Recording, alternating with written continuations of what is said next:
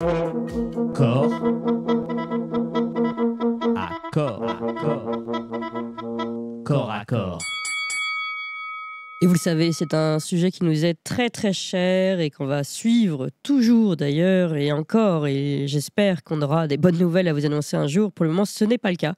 Les agriculteurs sont toujours au plus mal, ne sont pas entendus par notre gouvernement, par nos gouvernements successifs. Et donc, ils n'ont d'autre solution que d'organiser des mouvements généralisés, voire des blocus, le fameux blocus de Paris. Je vous propose, avant de commencer cette émission, de réécouter le message de Pierre-Guillaume Mercadal, qui est à la coordination rurale et qui appelait à ce blocus général du 5 janvier. On écoute. Bonsoir les amis, je vous avais promis une grande annonce, j'ai enfin le droit de vous la faire. Et croyez-moi, c'est pas parce que je suis au coin du feu que je vais vous appeler à rester chez vous, parce que cette grande annonce, c'est que le 5 janvier, on va tous monter bloquer Paris. De toute la France. On vous appelle tous, que vous soyez à la coordination rurale, dans les autres syndicats, à syndiquer. Là, on y va pour sauver la paysannerie. On a bien vu depuis un an qu'on a bossé, gosillé, faire des actions plusieurs fois par mois, tous les mois. Ça sert à rien parce que l'État méprise au dernier degré et les paysans et la province. La seule chose qui fera réagir l'État, c'est qu'on bloque Paris. Si on les touche à eux, là, ils vont réagir. Donc c'est à nous de bloquer tous les grands axes qui desservent Paris. Et puis pour la suite, on verra, une fois qu'on va y être. On appelle aussi, bien évidemment, toute la population non agricole, les artisans, l'industrie, les camionneurs, tous ceux qui veulent à nous rejoindre, parce qu'il y en a beaucoup qui sont à bout. On a entendu Pierre-Guillaume Mercadal qui est avec nous aujourd'hui. Bonjour Pierre-Guillaume Mercadal. Bonjour. Merci beaucoup d'être avec nous ce matin sur Tocsin. Pierre-Guillaume Mercadal, je rappelle que vous êtes éleveur de porc-laineux à Montjoie, dans le Tarn-et-Garonne, et porte-parole de la coordination rurale. Vous aviez appelé à ce blocus général et en effet, l'action a commencé hier. Est-ce que vous pouvez nous dire déjà où vous êtes, vous, en ce moment ? 91 à Orvaux. Je porte parole du Tarn-et-Garonne. Le porte-parole national, c'est le gras. Alors, attendez, on a un petit problème de connexion, Pierre-Guillaume Mercadal, on va tenter de régler ça. En attendant, je vais saluer Philippe Murer qui est avec nous. Bonjour Philippe Murer. Bonjour Clémence Duekova. Merci Et beaucoup. bonjour à tous les auditeurs. Merci beaucoup d'être avec nous ce matin. Je rappelle que vous êtes économiste et cofondateur du mouvement politique citoyen. Peut-être avant de donner la parole à Pierre-Guillaume Mercadal, justement, je vous propose de faire un petit tour. Nous avons nos reporters qui sont sur place et qui ont été sur place hier pour Tocsin, évidemment. Et ils sont allés notamment dans l'Essonne, à Orvaux. Je ne sais pas si c'est là qu'est Pierre-Guillaume Mercadal, on n'a pas bien entendu. Donc je vous propose d'écouter nos deux reporters et puis ce qui se passe donc à Orvaux. On écoute. Une remorque réfrigérée. Alors vous avez une remorque réfrigérée. Pourquoi Voilà, vous tout à avez fait. une remorque réfrigérée? Pour apporter les victuailles, parce qu'on risque de rester 1 jour, 2 jours, 3 jours, 4 jours, on ne sait pas, suivant les réponses qu'on va nous donner. Et voilà. Alors, on est organisé pour rester plusieurs jours. Alors vous allez rester où? Pourquoi vous voulez rester à Paris? Vous voulez vraiment que ce soit une mobilisation qui reste tant que vos revendications sont entendues? Oui, parce que ça fait plus d'1 an qu'on nous balade, vous savez. On nous balade, on n'arrête pas de nous balader. Et quand on dit 1 an, de toute façon, les revendications, ils les connaissent. Il n'y a pas besoin de leur exprimer, ils les connaissent. Oui. Voilà, donc ça c'était la remorque réfrigérée pour tenir le siège finalement. C'est un peu ce qu'ils nous disent. Hein. Et rester plusieurs jours autour de Paris et faire entendre leur message. On avait aussi toujours ce même agriculteur qui explique qu'ils sont contrôlés sur tout et que ce sont bien eux, les Gaulois réfractaires, et que ces Gaulois réfractaires comptaient se faire entendre d'Emmanuel Macron. On écoute. Alors il y a écrit Gaulois réfractaires du 41. Pourquoi Parce que M. Macron n'aime pas les Gaulois. Donc on va y apprendre à aimer les Gaulois. Voilà. Parce que vous avez l'impression qu'Emmanuel Macron, parce que cette manifestation aujourd'hui est illégale, vous avez l'impression que c'est la seule manière de vous faire entendre, c'est d'être un Gaulois réfractaire et de ça fait contourner longtemps. la loi. Attendez, tout est illégal. J'ai fait l'Arc de Triomphe, c'était illégal. Enfin, tout est illégal de toute façon aujourd'hui. Vous pissez dans la nature, c'est même illégal. Attendez. Surtout faire foutre un compteur pour voir combien d'azote qui sort du tuyau. D'accord. Non, mais donc c'est ça. C'est ça Aujourd'hui, la réalité des choses. Aujourd'hui, tout est normé pour que l'État puisse finalement contrôler tout ce que l'on fait. Mais ils nous prennent pour des voyous. Voilà, d'ailleurs, et on le passera peut-être un petit peu plus tard. On avait deux reporters, hein, Corentin Périgny et Roxane Despalin, qui ont aussi vu des barrages policiers à Orvault, des barrages policiers qui bloquaient donc ces agriculteurs. Impossible de bouger pour le moment à Orvault. C'est ce qu'on avait en tout cas il y a quelques heures. Alors nous avons récupéré Pierre-Guillaume Mercadal qui est sur place et pourquoi la connexion n'est pas parfaite, hein, justement on est en direct. Pierre-Guillaume Mercadal, rebonjour. Je vous demandais où vous étiez vous justement en ce moment. Mais on est à Orvault, justement. Ah voilà, donc vous êtes à Orvault, donc, qui correspond aux images que nous... Donc vous êtes bien bloqué toujours par ce barrage policier ? Ben, faut vous imaginer que pour 150 paysans, vous avez, je sais pas, 1000 ou 1500 gendarmes et CRS et 5 centaures. D'accord. Ah oui, donc... C'est-à-dire que même en tracteur à travers champs, c'est pas possible. D'accord. Donc c'est incroyable, ils ont sorti les centaures. Pierre-Guillaume Mercadal, quelle est l'humeur aujourd'hui ? Retailleau aurait annoncé apparemment que si on continuait, il envoyait l'armée. Mais en fait, depuis qu'on est à Orvault, on n'est pas sorti du hangar sous lequel on est, en fait. Oui. Donc on n'a strictement rien fait. On n'a même pas le droit de se déplacer en voiture. D'accord. Quelle est justement l'humeur de l'ensemble des agriculteurs ici bloqués par les forces de l'ordre ? De la colère et du dégoût face à cette injustice. Les forces de l'ordre ont l'air eux-mêmes vraiment pas convaincus de ce qu'on leur fait faire, mais ils font leur boulot. Voilà, là pour tout vous dire, on a des gars un peu partout, il y a des actions un peu partout, on a des gars qui sont à pied dans Paris. Là, à l'heure actuelle, si vous baladez dans Paris avec un bonnet jaune, c'est 135 € d'amende. Oui, alors justement, on a une image aussi de Christian Convert, secrétaire général de la coordination rurale, qui a été placé. Est-ce qu'il a bien été placé en garde à vue ? Je ne sais pas. En tout cas, il a été arrêté par les forces de l'ordre et mis en fourgon blindé. Il a été arrêté à la sortie de sa voiture. D'accord. En n'ayant encore rien fait. Il a été libéré après, mais il a interdiction d'être sur Paris. C'est quand même complètement ahurissant. Oui. Et là, on est traité, mais pire que les pires des bandits. Alors qu'on appelle à une manifestation dans le calme, sans dégradation. Il n'y a pas eu un mot plus haut que l'autre avec les forces de l'ordre jusqu'à présent. Je comprends vraiment pas à quoi joue le gouvernement, en fait. Oui. C'est complètement dingue. Ils font n'importe quoi. Pour les problèmes d'insécurité, il n'y a personne. Pour des paysans qui veulent sauver la souveraineté alimentaire de ce pays et arrêter les suicides, on déploie des centaines de milliers d'euros de budget. On a les hélicoptères en permanence au-dessus de nous. Oh, on est 150, hein, on n'a pas d'armes. Hein. Là, vous avez des hélicoptères au-dessus de vous en ce moment ? Ah, on a les H24 depuis hier soir, on a les hélicoptères au-dessus de nous. Je vous dis 5 centaures, hein, Ouais. plus de 1000 forces de l'ordre. C'est pour 150 personnes qui ne sont pas armées et qui ne sont pas hostiles. Ils ne sont pas hostiles, peut-être, pouvons-nous rajouter, pour le moment, parce que c'est sûr qu'il y a une colère aussi qui est en train de Ah, il y s'accumuler. a une colère, mais dans nos rangs, on a des gars qui sont au bord du suicide, on a des gars qui sont en faillite. Enfin, là, la détresse, elle est terrible. Oui, évidemment, j'imagine. Pierre-Guillaume Mercadal, on va continuer d'en discuter, mais je voulais qu'on voit justement Christian Convert, secrétaire général de la coordination rurale, être arrêté ou annoncé être arrêté et mis en fourgon blindé. Puis ensuite, ce barrage policier, justement, à côté de chez vous, de là où vous êtes à Orvault. Orvault, je précise, c'est en Essonne, non loin d'Étampes. Alors, on va regarder d'abord Christian Convert, le secrétaire général de la coordination rurale, qui annonce son arrestation.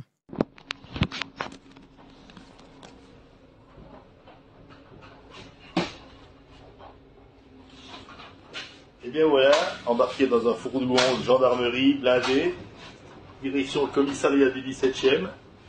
Et on va voir ce qu'ils vont faire de moi cette nuit.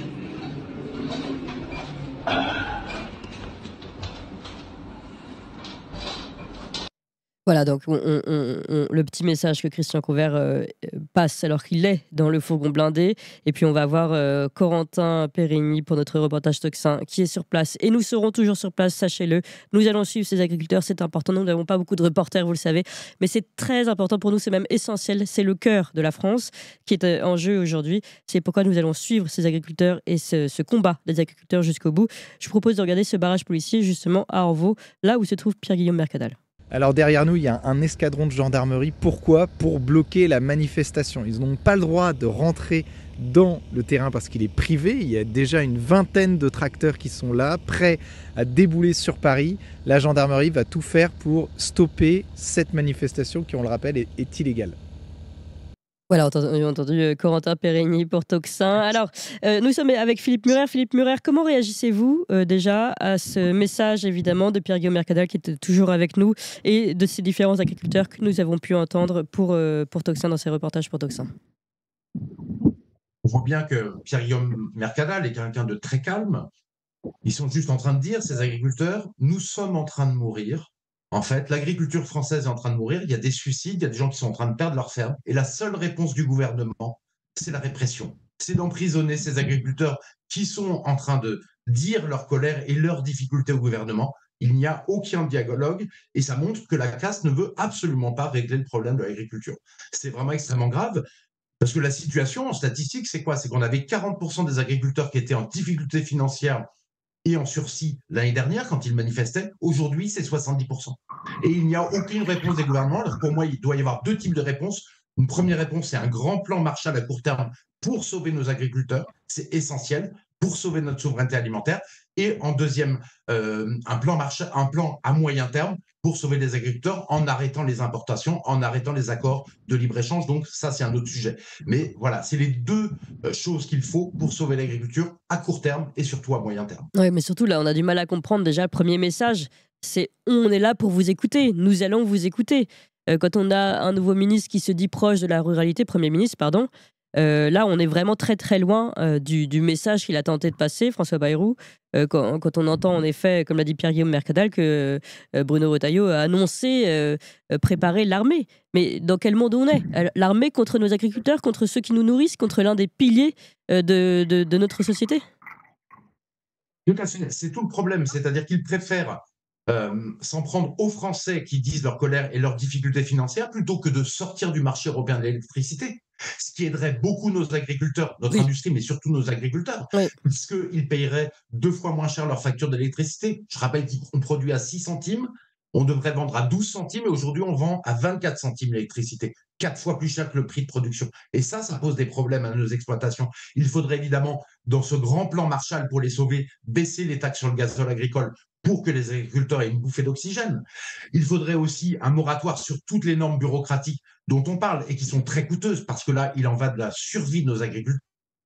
Il faudrait aussi un double affichage des prix dans la grande distribution pour écrire le prix payé en vrac aux agriculteurs et le prix de vente pour montrer que les marges sont délirantes et empêcher les grandes surfaces de faire ces marges délirantes. Et surtout, il faut les aider financièrement par des prêts à taux zéro pour sauver toutes les exploitations qui sont en train d'être mises en faillite. Parce que l'objectif premier d'un gouvernement sérieux, ça serait d'éviter l'hécatombe des agriculteurs français et la disparition de l'agriculture française. Oui, bien sûr. Voilà, c'est aussi simple que ça. Pierre-Guillaume Mercadal, vous êtes toujours avec nous. Aujourd'hui, comment, vous l'avez dit, la colère, le dépit, jusqu'où ça peut aller à votre avis, cette confrontation? Quel est votre projet finalement pour la suite là? Est-ce que vous allez tenter malgré tout de percer d'aller à Paris? On sait aussi qu'il y a la coordination rurale, une branche qui a pu se retrouver à Paris, d'où l'arrestation de Christian Convert. Comment vous voyez la suite du programme? Alors, pour précision, quand Christian Convert a arrêté, il n'y avait même pas de demande CR dans Paris. Ah oui. Il y a pas que nous qui sommes bloqués, hein, parce qu'il y en a qui sont bloqués sur l'autoroute, il y en a qui sont bloqués au nord, à l'est. Enfin, parce qu'il y avait 4 points, il y en a qui sont. Tout le monde est bloqué en fait. Ouais. Et nous, ils nous ont pris pour des terroristes ou je ne sais pas quoi. Et si vous voulez, en plus, ce qui est dingue, c'est que quand vous parliez d'écoute, nous, ce qu'on demande. Mais on demande des mesures qui ne coûtent rien à l'État français, aux contribuables ou à l'Union européenne. On demande après, bien entendu, un peu dans l'optique de ce qu'a dit Philippe Murer, qu'on lance, dirons-nous, des discussions pour mettre en place l'exception agriculturelle, une sorte, pour reprendre son expression, de plan Marshall de l'agriculture. Mais avant ça, ce qu'on demande, c'est la simplification administrative, l'arrêt de la surtransposition des normes, la sortie, comme il l'a dit, de l'AREN, c'est-à-dire de la tarification européenne de l'électricité, et l'arrêt des contrôles. C'est pas plus simple, c'est pas plus compliqué que ça, et ça ne coûte rien à l'État. Monsieur Bayrou a la possibilité de faire ça en 3 minutes. Ouais. Et s'il fait ça, il apaise la crise agricole instantanément. Alors pourquoi ils ne le font pas, à votre avis? C'est vraiment la grande question. Pourquoi ils ne le font pas? Parce que quel est le syndicat agricole aux mains des lobbies en France? La FNSEA. Quel est le syndicat agricole qui a appelé à ne pas nous soutenir et à ne pas venir avec nous alors que leurs membres meurent des mêmes maux que nous? La FNSEA. Et quel est le syndicat agricole aussi qui investit en Amérique du Sud mais qui se dit contre le Mercosur? Bon, encore une fois, vous avez la réponse, c'est la FNSEA. Et quel est le syndicat qui a appelé à voter Macron et le syndicat qui a appelé à soutenir Macron pendant la censure? La FNSEA. Enfin, la censure. Oui, c'est la censure. C'est la FNSEA. Donc Macron ne veut surtout pas donner une victoire au seul syndicat qui défend les paysans, au seul syndicat qui agit. Ouais. Nous, on est des terroristes, on est des nazis, on est tout ce que vous voulez. Voilà, c'est tout. Et donc, il va faire son petit théâtre avec Rousseau. On connaît la chanson. De toute façon, ils sont tous dans la poche de la FNSEA et inversement. Mais si 80 ans de cogestion, c'est Ouais. pas rien. Mais c'est ça. Mais donc, si on connaît la chanson et qu'on sait que ça va être encore la même chose, des promesses et des paroles, comme ça a été d'ailleurs l'année dernière, la dernière manifestation ou révolte des agriculteurs, on a envie de se dire, mais alors, à quoi ça va mener? Là, vous vous donnez du mal, tous les agriculteurs qui sont sur place. On va se battre jusqu'au bout. Les gars qui sont là, ils sont en colère, ils sont épuisés, ils sont tout ce que vous voulez, mais on va se battre jusqu'au bout. Hein. On n'a pas prévu d'abandonner, quoi qu'il fasse. S'il veut nous envoyer l'armée, qu'il le fasse. Qu'est-ce qu'ils vont faire? Nous tirer dessus? Non, mais franchement, il faut qu'ils comprennent qu'il est face à des gens qui sont désespérés et qui demandent juste un dialogue. Ouais. S'il pense que c'est avec la force qu'il va nous faire reculer, il n'a pas compris qui on était. Hein. Nous, on veut pas de violence, on n'est pas venu pour se battre, mais on n'abandonnera pas la cause. Nous, on est là pour la cause. Et c'est pour ça qu'on appelle, et j'en profite d'être chez vous pour le faire encore, la base de la Fédé et des JA à nous rejoindre. Ils meurent des mêmes mots que nous. On leur demande pas de venir sous notre bannière, qu'ils viennent avec les leurs. On s'en fout de ça. Ouais. Ce qu'il faut, c'est qu'on soit nombreux pour faire du poids et peser. Ouais. C'est ce que vous me dites, oui, la base de la FNSEA pas, et de la JA, la jeunesse agricole, je précise, juste pour que tout le monde comprenne. C'est ça, il peut y avoir des prises de décision du gouvernement, surtout si eux viennent nous aider. Il peut y avoir des prises de décision immédiates qui sauveraient beaucoup de fermes et qui nous permettraient de voir un peu, d'avoir un peu de mou, le temps que des vraies décisions soient prises et qu'une vraie feuille de route soit mise en place. Bien sûr. On demande rien d'autre. Donc, à un moment donné, qu'est-ce que vous voulez que je vous dise? Nous, on est obligés de se battre. Si on se bat pas, on est mort.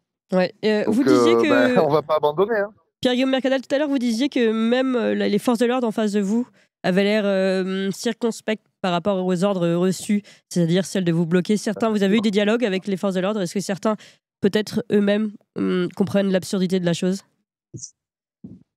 Ah ben, si vous voulez, bon, ils ont un devoir de réserve. Et puis, dans tous les cas, les conversations privées sont des conversations privées. Mais moi, ce que je peux vous dire, c'est que dans tous les cas, quand on parle avec eux, les hochements de tête, les regards, on le voit. Et puis, c'est des mecs, nous, comme je vous dis, on aime notre pays, on n'a pas de problème avec les forces de l'ordre, même si ça fait chier quand ils sont en face de nous, excusez mon langage, mais on les respecte. Et le respect est vraiment mutuel. On voit clairement qu'ils partagent nos points de vue. Mais c'est des militaires, donc ils obéissent aux ordres. Ouais. C'est tout. D'accord.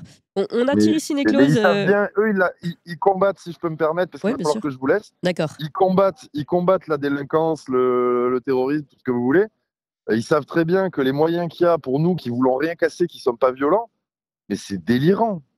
D'accord. Pierre-Guillaume Mercadal. Vous vous rendez compte ce que c'est 500 morts? Bah bien sûr, c'est... hélicoptère et plus de 1000 flics pour 150 personnes. C'est de la folie. C'est de la folie. On se rend bien compte. C'est délire. On a une 60aine de tracteurs, c'est tout. Je vais devoir vous laisser. Je vous remercie pour votre temps. J'ai une dernière question. J'ai juste une dernière question, Pierre-Guillaume Mercadal. Est-ce que vous avez prévu d'aller au Trocadéro? Je vous écoute, je vous réponds. Est-ce que vous avez prévu d'aller au Trocadéro? C'est ce qu'on a pu lire aussi. Ah ben là, ce qu'on aimerait, c'est avoir le droit de bouger en voiture déjà. Parce que là, apparemment, une des branches de la coordination rurale a annoncé être en route pour Trocadéro. Oui. Non, mais c'est ça, on aimerait beaucoup. Nous, ce qu'on veut, c'est un point de manifestation pacifique, sans dégradation, sans même un mot de travers avec les forces de l'ordre, dans Paris, pour être entendu et tenir pour maintenir quand même une pression et un dialogue avec le gouvernement. Ouais. On ne demande pas la lune, on ne veut pas venir brûler Paris. On a bien compris. Merci beaucoup, Pierre-Guillaume Mercadal. On n'a pas le droit de manifester dans Paris ni dans les départements autour. Vous vous rendez compte, on n'a le droit à rien. On ne peut même pas bouger en voiture. Ouais. C'est désastreux, mais c'est aussi désastreux pour l'image du gouvernement. Merci beaucoup, Pierre-Guillaume Mercadal. Merci encore. Hein. Je rappelle que vous êtes éleveur de porc-laineux à Montjoie, dans le Tarn-et-Garonne, porte-parole de la coordination rurale. Et vous êtes toujours à Orvaux, coincé par les forces de l'ordre. Finalement, c'est les forces de l'ordre qui font un blocus autour de vous, dans l'Essonne. Donc, on l'a dit, là où étaient d'ailleurs nos reporters Toxin il y a encore quelques heures de la nuit. Merci infiniment à vous tous, chers amis. Nous sommes 11 000 ici. Nous sommes extrêmement nombreux en direct et en instantané. Je ne parle pas des chiffres cumulés cumuler. Ici, on ne compte pas en cumuler. Et je ne parle que de YouTube, même pas des autres plateformes. Autant vous dire qu'on est très, très, très nombreux. Et tout ça pour prendre des nouvelles de nos agriculteurs, pour les soutenir. Donc, pour les soutenir au maximum, appelez vos amis, qu'on soit encore plus nombreux, mettez des pouces. Partagez absolument cette vidéo, partagez la colère, partagez aussi le désespoir de ces agriculteurs. Il faut vraiment le faire. Et surtout, comme on l'a dit d'ailleurs Pierre-Guillaume Mercadal dans sa vidéo de présentation, il faut passer à l'action. Si vous êtes à côté des zones justement où se retrouvent les agriculteurs, il faut vraiment passer à l'action, les participer si vous le pouvez, leur apporter un soutien au moins si vous le pouvez également. Je me retourne avant, on a un autre agriculteur qui est avec nous, mais avant de me tourner vers lui, je me retourne vers Philippe Murer. Philippe Murer, vous avez entendu tout de même encore une fois Pierre-Guillaume Mercadal autour d'abord de ces forces de l'ordre, de ce blocage, de cette impossibilité de dialoguer. Est-ce que en fait, on a envie de se dire, est-ce que ça va continuer comme ça encore longtemps? Pendant combien de temps encore peuvent-ils, parole et parole et parole, mentir et promener, on va dire, les agriculteurs qui sont en détresse? Il faut continuer. En fait, la CAF, tout simplement, elle ne peut pas régler le problème des agriculteurs. Elle ne peut pas s'en donner les moyens. Elle veut juste que les agriculteurs qui sont désespérés, certains sont au bord du suicide, rentrent chez eux et meurent en silence. C'est tout. Elle n'a absolument pas envie d'autre chose. Elle ne veut pas de dialogue. Quand elle fait un dialogue, comme l'année dernière, elle ne prend pas les mesures pour sauver les agriculteurs, elle ne va pas jusqu'au bout des mesures, elle ne les a même pas appliquées toutes les mesures de l'année dernière. Tout ce qu'elles veulent, c'est que les agriculteurs aillent mourir en silence. C'est pour ça que les agriculteurs doivent aller au bout de leur action pour bloquer Paris. Sinon, ils n'obtiendront absolument rien du gouvernement. Oui, mais ça veut dire quoi, au bout de leur action, s'ils sont bloqués par des forces de l'ordre? Ça veut dire passer en force?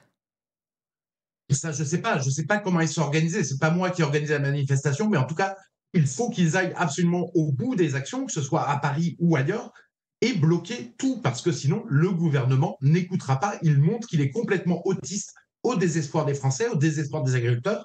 Et je veux dire, il faut faire des actions en face qui montrent au gouvernement qu'ils ne céderont rien, qu'ils iront au bout. Et il faut aussi poser des problèmes au gouvernement, sinon il ne réagira pas, sinon avec des hélicoptères, des camions de gendarmes et des centaures pour les garder. Ouais. Alors, on est avec Thierry Sénéclose, agriculteur indépendant dans la Drôme. Bonjour Thierry Sénéclose. Bonjour à tous et mes meilleurs voeux pour cette nouvelle année 2025. Oui, qui commence. On voit sur les chapeaux de roue. Oui, c'est ça. Alors, Thierry Sénéclose, vous avez peut-être entendu Pierre-Guillaume Mercadal très énervé par ces 5 centaures, ces dizaines d'hélicoptères, tout ça pour bloquer des agriculteurs qui demandent à dialoguer. Vous avez entendu Philippe Murer qui dit que finalement, le gouvernement ne cherche rien d'autre que d'étouffer et finir d'asphyxier les agriculteurs. Où en sommes-nous? Comment survivre finalement face à un gouvernement qui ne souhaite pas entendre les agriculteurs? Bah écoutez, je crois que, voilà, donc bien sûr, je félicite la coordination rurale pour ses actions, je félicite les jeunes agriculteurs et les agriculteurs de la FDSEA. Certains les rejoignent, sont d'accord, comme le disent l'ACR, les dirigeants de l'ACR, les porte-paroles, il y a vraiment une situation de désarroi économique, catastrophique, collective, sur les causes principales de l'agriculture, que sont les excès de cotisation MSA suite à l'année 2022, où c'est que la MSA a spolié la trésorerie des agriculteurs, parce que les calculs de cotisation MSA sont faits sur le revenu de l'exploitation. Donc, ayant eu des bons bilans, n'ayant pas eu le temps de les lisser, les agriculteurs se sont vus spolier leur trésorerie. Ceux qui ont pu anticiper un peu et qui ont investi se retrouvent aujourd'hui étranglés par les investissements. Donc il n'y a pas d'échappatoire, il y a de réels problèmes sur l'agriculture, des problèmes fondamentaux qui sont des choix politiques qui ont été faits il y a plusieurs années et qui aujourd'hui sont en train non seulement d'étouffer notre agriculture, mais finalement de tuer nos économies rurales qui sont indispensables au développement de notre société. Et je crois que, comme vous l'avez dit, le gouvernement sont autistes. J'ai moi-même rencontré Madame Annie Genevard au sommet de l'élevage à Cournon, et j'ai eu quelques échanges avec elle. J'avais même réussi à lui faire chanter la Marseillaise parce qu'il semblait qu'elle donnait un sens et une nouvelle orientation qui semblerait objectivement être positive pour les agriculteurs. Cependant, on voit que ça n'est pas suivi des faits, et aujourd'hui le gouvernement, qui pourrait proposer à l'Assemblée, pour passer par la voie je dirais républicaine et démocratique, des systèmes de solutions, pourrait proposer des choses très pragmatiques, très rapide qui permettrait de stopper cette spoliation de cotisation MSA, de voir comment on peut réorienter des budgets nationaux qui sont gaspillés, qui représentent des milliards sur les agriculteurs pour enfin, je dirais, redonner une bouée d'oxygène. Parce que tout le monde, moi je vois autour de notre groupe, on est 200 agriculteurs dans le groupe, on voit, ils sont tous lassés, ils sont fatigués. Les gars rentrent avec leurs problèmes,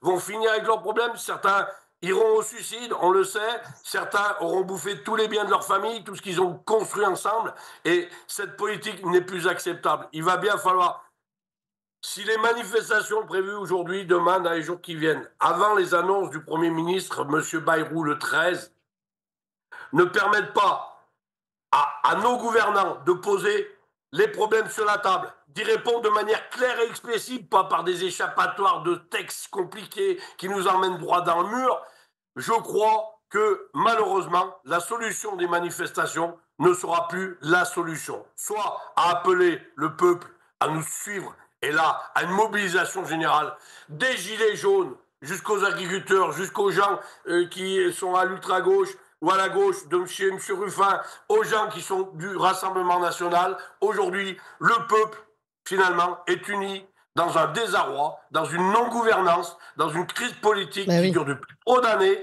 Ce sont des gens qui se revendiquent. J'ai vu ce matin encore sur X la déclaration de M. Bayrou concernant la disparition de Mme Comparini, qui avait fait un travail formidable, et paix à son âme, et donc l'hommage qui lui a été rendu, et sa condoléance à sa famille. Mais M. Bayrou, sur X, s'est empressé de dire Mme Comparini, qui avait refusé toute compromission avec le Rassemblement, avec le Front National. Eh bien, je dis à M. Bayrou, mettez-vous au travail, parce que la compromission va vous botter les fesses. Et au bout d'un moment, ça suffit.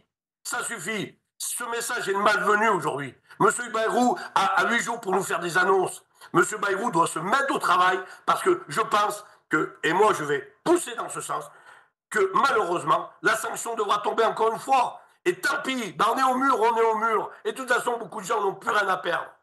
Donc, maintenant, ça suffit. Et bien sûr que si le gouvernement tombe, il faudra un appel au peuple à ce que Macron soit destitué. Parce que le problème, c'est M. Macron. Le problème de M. Macron, qui nomme des gens dans son gouvernement, Premier ministre, alors que M. Bayrou, qui a plus de 45 ans de parcours politique, qui est une personne qui, pour moi, ne représente rien aujourd'hui à l'Assemblée nationale. Rien, même pas 5-7%, pas sûr. Aujourd'hui, on voit dans ses déplacements à Mayotte ou ailleurs, c'est pas avec ces gars-là qu'on va gagner la guerre, hein. Je vous le dis tout de suite, moi.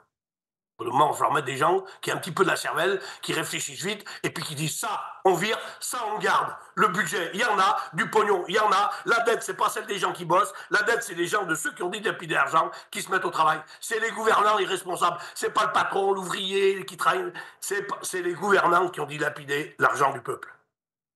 Ouais. On vous a entendu Thierry Sénéclose, on a entendu votre coup de gueule. Quand même, je voulais me retourner vers Philippe Murer. Vous avez entendu aussi ce que disait Thierry Sénéclose. D'abord, ce sont les gouvernants qui ont dilapidé l'argent du peuple, mais aussi sur le fait qu'il ne s'agit pas que d'un problème agricole, en fait, mais bien plus de la détresse de tous les Français aujourd'hui. Philippe Murer, vous êtes d'accord ? Je suis tout à fait d'accord.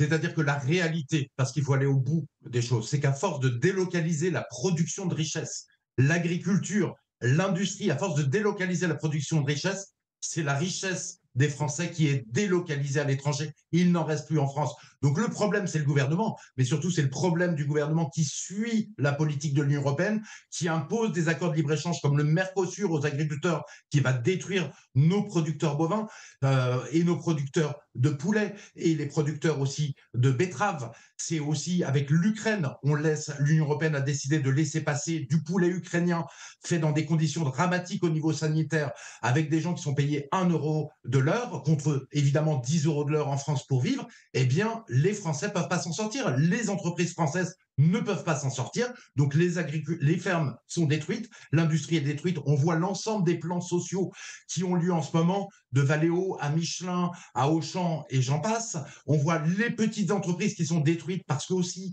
là, il n'y a plus de croissance en France. On est à un record de fermeture et de faillite d'entreprises, c'est pire que pendant la grande crise de 2008, la grande crise financière d'il y a 16 ans. Et en fait, on a une caste absolument incapable de gouverner la France, corrompue, et qui nous emmène dans un désastre dans tous les domaines, agriculture, industrie, l'éducation qui s'effondre, l'insécurité qu'ils sont incapables de régler, les flux d'immigration qu'ils sont incapables de régler. Les Français le voient, que cette caste est incapable dans tous les domaines, tant pour les agriculteurs qu'on a ici que pour les autres.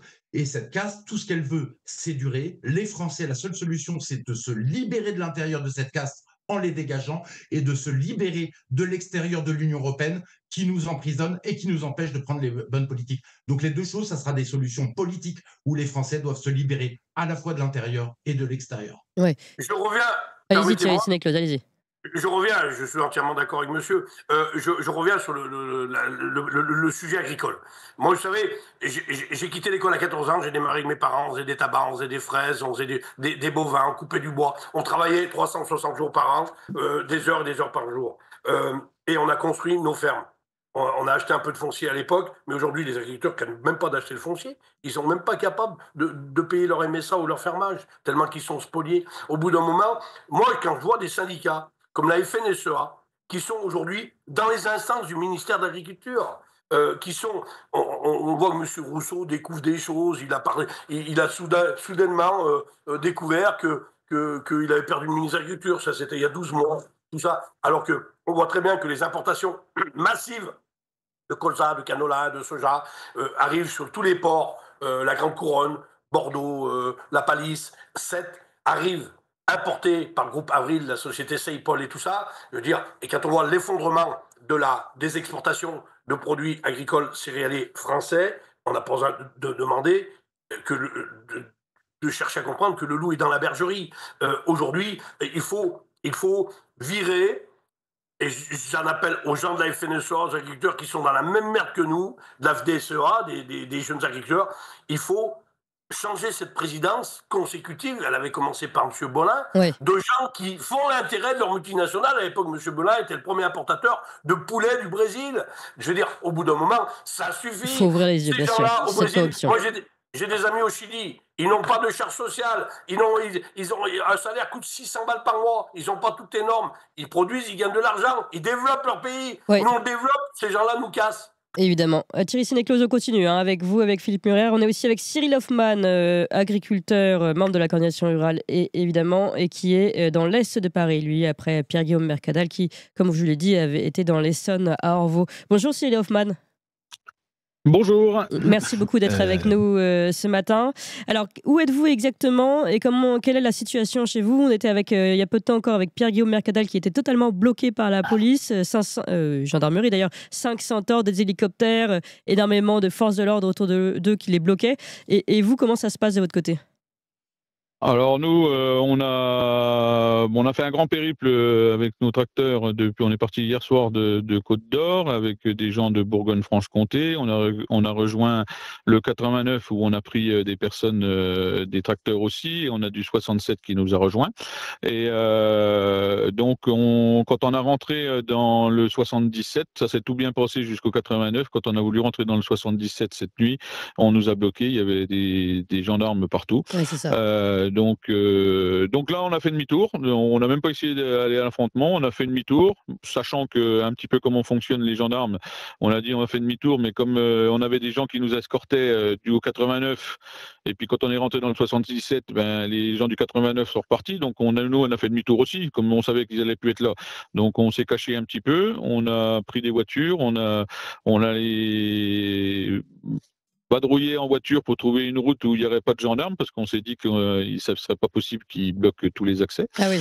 Et ce qu'on a réussi à faire, donc on s'est baladé la nuit avec des tracteurs, sur 3 tracteurs, il y en avait un qui avait des phares, puis les autres y suivaient, pour que ça ne fasse pas un convoi de tracteurs sans phare et tout ça. Oui, c'est incroyable. Et on a réussi à arriver à Jouy-le-Châtel. Et là, on a pris la Nationale 4 et on a commencé à faire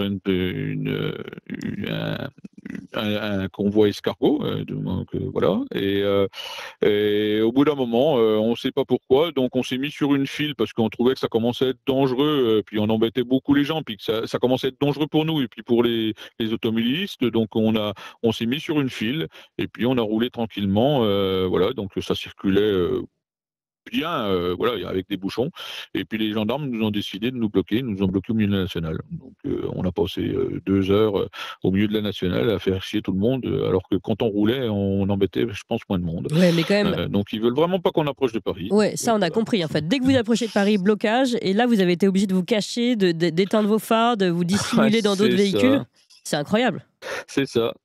C'est ça. Donc voilà, bah, voilà, on a une France, on a encore un gouvernement qui ça change pas depuis ça fait 1 an qu'on fait des manifestations, ça fait 1 an qu'on est venu, on a été dans les premiers à venir à la Bourgogne-Franche-Comté sur les manifestations de Paris.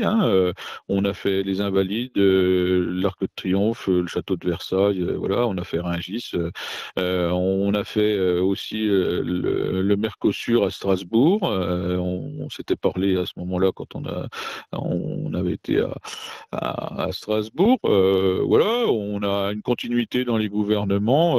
On voulait simplement un geste fort du gouvernement avec des revendications qui étaient toutes simples.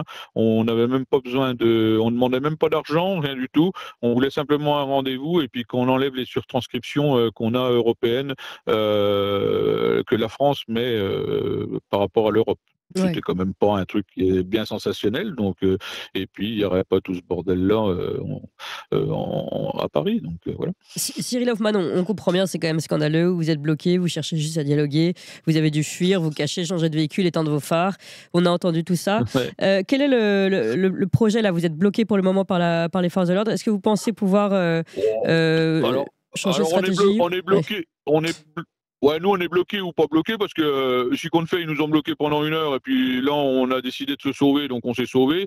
Bon, forcément ils nous rattrapent un peu plus loin et puis on rebloque, mais bon là, mais qu'est-ce que c'est que cette histoire? On dirait qu'ils jouent au chat et à la souris. C'est ça, ouais. Je pense que bon, puis en plus je pense qu'on est tous plus malins qu'eux parce qu'eux ils répondent à des ordres et puis nous qui sont donnés alors ils font très bien leur métier tous, ils sont tous super sympas, on discute tous avec eux, ils sont tous super sympas les gendarmes, il n'y a aucun souci avec eux, voilà, il n'y a pas de problème, sauf qu'ils répondent à des ordres avec je pense que les ordres ils viennent de haut et puis ils sont pas sur le terrain non plus, ils savent pas comment ça fonctionne. Donc, surtout avec des agriculteurs. Donc vous pensez que vous allez pouvoir avancer quand même jusqu'à Paris? Cyril Hoffman, vous pensez on va essayer, de toute façon, on est déterminé. On est venu, on a déjà fait 350 km, donc voilà. Oui. On va pas capituler comme ça. Ok, et écoutez, on va suivre ça avec vous évidemment. Toxin est sur le terrain, vous l'avez compris depuis hier. Nous avons nos reporters sur place. D'ailleurs, nous allons retrouver James. James, je n'ai pas votre nom de famille, pardon, de la coordination rurale. Bonjour à vous. James Duclos. Bonjour. Bonjour. Et alors là, on vous a en image. Ce qui est intéressant, évidemment, on voit mieux parce qu'on avait les images de Toxin qui étaient en pleine nuit. Là, on voit mieux. Alors vous êtes à Orvaux aussi, dans l'Essonne. Le blocage des agriculteurs, enfin là plutôt des forces de l'ordre autour des agriculteurs. Le blocus des forces de l'ordre autour des agriculteurs qui vous empêche de bouger. Exactement. On est bloqué là depuis hier soir. Encore hier soir jusqu'à 22h, on pouvait encore sortir avec des véhicules légers. Là, il n'y a plus personne qui sort.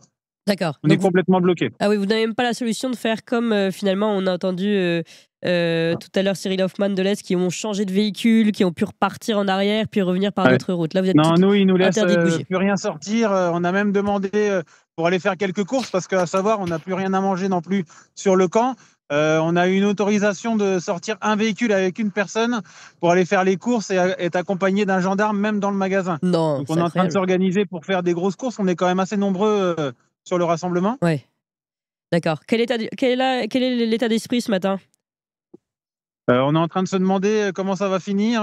Il y a de plus en plus de personnes qui commencent à s'énerver.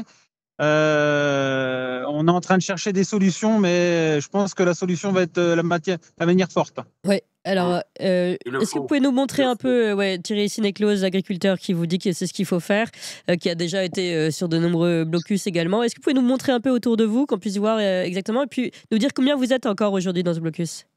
Alors, au dernier comptage, on était 80 tracteurs et 150 personnes. Donc, on est sous un hangar qui est en construction. Alors, je vais essayer de vous faire voir un petit peu mieux. C'est pas super évident. En plus, il n'y a pas fait très beau, donc il y a beaucoup de monde qui sont un peu sur les endroits abrités. Ouais. Ça vous donne un peu l'idée des tracteurs. Ouais, ça fait quand même Et on a aussi pas un mal bon de nombre véhicules tracteurs. légers. D'accord. Et tout le monde dort dans les tracteurs en ce moment pour la nuit? Alors, tout le monde a dormi dans les tracteurs et il y a des dortoirs comme, je ne sais pas si vous voyez derrière moi, le camion blanc, là, c'est un dortoir qui est aménagé. Il y a une benne qui est aménagée en dortoir aussi. Tous ces Algeco aussi, c'est des points de rassemblement pour pouvoir manger à l'abri. Mais bon, là, de toute façon, on n'a plus du tout de vivres pour manger. Mais c'était des trucs qui étaient organisés. On a aussi des toilettes. C'est très, très bien organisé. Là, voilà, on était très organisés.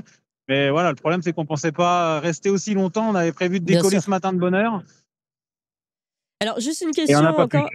Ça, on a bien compris que vous êtes totalement bloqué avec, on l'a dit, des centaures, 5 centaures, des hélicoptères autour de vous, les forces de l'ordre à terre. Voilà, comme si vous étiez les pires des criminels, alors que vous nourrissez la France, je le rappelle quand même. Merci, c'est gentil. Est-ce que peut-être les Français qui voient ça aujourd'hui, nous sommes aujourd'hui en record total de toxins extrêmement nombreux, la plus grande matinale sur YouTube ce matin. Encore une fois, d'ailleurs, merci infiniment à vous tous, chers amis, et n'hésitez pas à mettre des pouces. Mais pour soutenir les agriculteurs, est-ce qu'on ne peut pas venir aussi vous apporter à manger? Est-ce qu'on aurait le droit de faire ça? Oui, bien Alors, je pense qu'il nous laisserait approcher les gens, parce qu'on a eu tout à l'heure quelqu'un qui nous a emmené des packs d'eau, qui a approché jusqu'au blindé, mais il n'a pas pu rentrer, mais au moins on a pu avoir des packs d'eau. Donc, je pense qu'il laisse passer jusqu'à l'entrée des blindés, qui est au bout, vous voyez les gyrophares là-bas. Donc, c'est à 150 mètres du campement, on va dire. Donc, si pour les Français qui nous écoutent, qui veulent aider les agriculteurs, on a entendu Cyril Hoffman dans l'Est. Ici, on a vraiment plus rien à manger. Là. Alors, Thierry Sénéclose. S'il vous plaît. Bonjour, chers collègues. Je salue d'abord le courage de tous ces agriculteurs qui se mobilisent. J'ai été moi-même à l'origine du blocage de l'A7 qui avait fait 400 km de bouchons et mis 20 000 camions sur la route à Albon avec 0 casse. On avait entièrement respecté les ouvrages et tout ça. Et je voudrais, au passage, faire un petit rappel en la mémoire de notre ami qui a perdu son épouse et sa fille, Jean-Michel Sonac, dans l'Ariège, pour qui on avait fait une cagnotte. Personne qui s'est battue pour une cause professionnelle, qui était de vivre son travail et qui a perdu sa femme et sa fille dans son barrage. C'est inadmissible. Aujourd'hui, moi, ce que j'appelle tous les agriculteurs de la coordination rurale, tous les agriculteurs des JA et des jeunes agriculteurs de la FDSEA et non syndiqués, à ne plus passer aucune commande de matériel agricole. On ne commande plus aucun matériel agricole. C'est l'acte 1. Acte 2, on bloque tous les cotisations MSA. Acte 3, dans quelques jours, on va bloquer les silos. Les silos nous appartiennent, les coopératives nous appartiennent. Il n'est pas normal que les prix agricoles soient au prix d'il y a 40 ans et qu'aujourd'hui les gens ne puissent plus acheter une baguette de pain. Les responsables, je le dis, je le répète, sont les gouvernants. Au bout d'un moment, il faut parler fort. Les gouvernants ne veulent pas se mettre autour de la table et travailler, il faut les virer et en mettre d'autres à la place. Des incompétents, il y en a des millions pour prendre la place. Je peux vous couper? Allez-y. Il y a du mouvement chez nous. Ouais, alors expliquez-nous. Alors, en fait, il y a des tracteurs qui vont forcer le barrage là d'ici très, très peu de temps. Là. On est en train de s'organiser. Attendez, on va suivre ça avec vous. On va suivre ça avec vous si vous le voulez bien. On va rester avec vous. J'espère parce que j'ai plus trop de batterie en plus. Bon courage, les gars. J'ai 15%, ça va le faire. Bon, on va suivre jusqu'à ce que... Dans 7 minutes, c'est dans 7 minutes. On fait ça en même temps sur un direct de télé. Dans 7 minutes, les premiers tracteurs bloquent. D'accord. Force. Si vous le voulez bien, on va rester avec vous dans 7 minutes pour voir ce forçage du blocus des gendarmes. On va continuer, nous, en attendant. Je ne sais pas si James, si vous voulez mettre votre téléphone en pause en attendant. Je retourne voir Philippe Murer qui analyse tout ça avec nous. Philippe Murer. Je vous rappelle, dans 5 minutes, je reprends la réunion. Parfait. On vous retrouve dans 5 minutes. Ça me permet de prendre des infos parce que si je suis éloigné, je ne suis pas au courant de ce qui se passe. C'est super, merci James. Je rappelle qu'on est dans la première matinale sur YouTube de France. Merci infiniment à vous tous d'être très nombreux. Merci James, on continue et on vous reprend dans 5 minutes si vous voulez bien. Vous l'avez bien compris, l'actu est très très chaude. Et donc on décale un tout petit peu la programmation.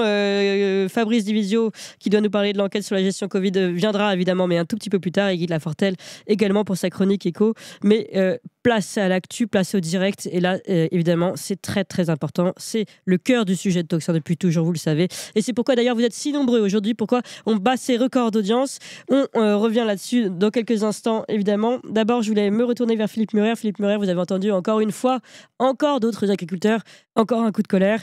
Et là, justement, ce passage en force qui est organisé, comment réagissez-vous ? En fait, on a l'impression que la caste est en guerre contre le peuple des agriculteurs. Ils sont en guerre, et ils amènent les centaures, ils amènent les hélicoptères, ils amènent des unités de guerre contre les agriculteurs pour ne pas les entendre. Donc, moi, je dis aux agriculteurs, tenez bon, vous avez du courage, tenez bon. Allez-y, allez jusqu'au bout et surtout demandez la bonne chose, la sortie de l'Union européenne. Je le répète parce qu'il faut dire les choses. Véronique Le Floch-Prigent, qui est la responsable de la coordination rurale, la présidente, a dit en fait, on se demande si ceux qui vantent le Frexit ne sont pas en avance sur la réflexion. Oui, c'est ça. Il faut sortir de ces accords de libre-échange. Il faut que nos agriculteurs aient des prix pour pouvoir vivre et pour pouvoir payer leurs charges et pour pouvoir survivre. C'est la logique et allez-y et dites-le qu'il nous faut le Frexit pour sortir les agriculteurs du désastre et sauver notre agriculture à moyen terme. Un plan Marshall d'aide à court terme et le Frexit à moyen terme pour sauver nos agriculteurs. Voilà le message que j'ai à faire passer à tout le monde. Ouais, merci Philippe Murer. Je rappelle qu'on est extrêmement nombreux, 12 000 personnes en instantané, que nous battons tous les records, que nous sommes la première matinale de France sur YouTube. Merci infiniment à vous, mais surtout partagez pour qu'on soit toujours plus nombreux et surtout que les agriculteurs puissent faire passer leur message. C'est aussi la promesse que nous leur donnons en étant sur Tocsin ce matin. Je vous rappelle que dans quelques minutes, nous allons retrouver ce forçage de barrage de la police par les agriculteurs en direct. C'est à vivre ici sur Tocsin. Mais d'abord, je me retourne vers vous, Thierry Sénéclause. Vous souhaitiez réagir?